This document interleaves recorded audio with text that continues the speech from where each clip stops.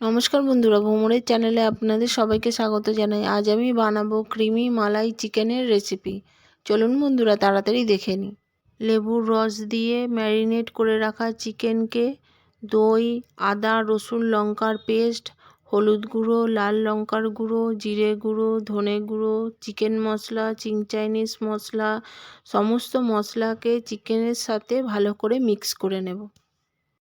কড়াই গরম হলে ছোট করে কেটে রাখা পেঁয়াজকে কড়াইতে দিয়ে ব্রাউন করে ভেজে নেব। পেঁয়াজকে ব্রাউন করে ভাজা হয়ে গেলে মশলা দিয়ে ম্যারিনেট করে রাখা চিকেনকে কড়াইতে দিয়ে ঢাকা দিয়ে দেব। ঢাকা খুলে একটু নাড়াচাড়া করে নেব।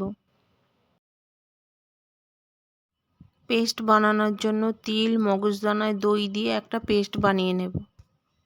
এরপর স্বাদ মতো নুন, ধনেপাতা দিয়ে দেব।